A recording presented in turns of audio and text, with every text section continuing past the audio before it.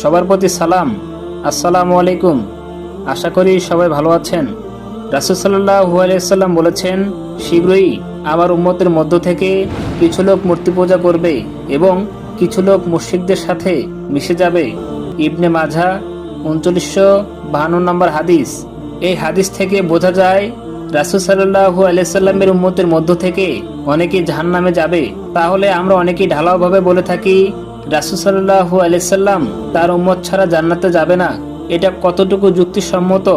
বা রাসূল সাল্লাল্লাহু আলাইহি সাল্লাম কি এটাই বলেছেন, নাকি রাসূল সাল্লাল্লাহু আলাইহি সাল্লাম এর কথা আমরা অন্যভাবে বর্ণনা করছি? চলুন একটু কোরআন থেকে ঘুরে আসি। আউযু বিল্লাহি মিনাশ শাইতানির রাজীম। বিসমিল্লাহির রহমানির রহিম। ওয়ামা আরসালনাকা ইল্লা রাহমাতুল লিল আলামিন। আমি আপনাকে পাঠিয়েছি সমগ্র বিশ্বের জন্য রহমত হিসেবে। অর্থাৎ রাসূলুল্লাহ সাল্লাল্লাহু আলাইহি সাল্লাম উম্মত বলতে আসলে দুই রকম মানুষ বোঝানো হয়েছে। একদল হলো উম্মতে দাওয়া, যারা তার সাল্লাল্লাহু আলাইহি সাল্লামের দাওয়াতের আওতায় এসেছেন, অর্থাৎ পুরো মানবজাতি।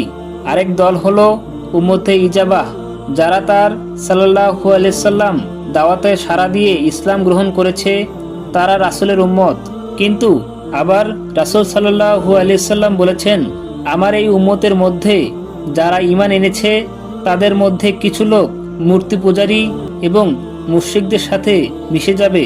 এখান থেকে বোঝা যায় সাল্লাল্লাহু আলাইহি সাল্লাম তার উম্মত থেকে অনেককে জাহান্নামে যাবে। তাহলে এখন প্রশ্ন, উম্মত আসলে কারা? যারা আল্লাহর কোরআন এবং রাসূল সাল্লাল্লাহু আলাইহি সাল্লামের জীবন আদর্শ, রীতিনীতি, পদ্ধতি অর্থাৎ সুন্নাহ অনুসরণ করবে, তারাই হলো প্রকৃত রাসূল সাল্লাল্লাহু আলাইহি সাল্লামের উম্মত। আমরা রাসূল সাল্লাল্লাহু আলাইহি সাল্লামকে বিশ্বাস করি, বলি আমরা তার উম্মত, কিন্তু সুদ খাই।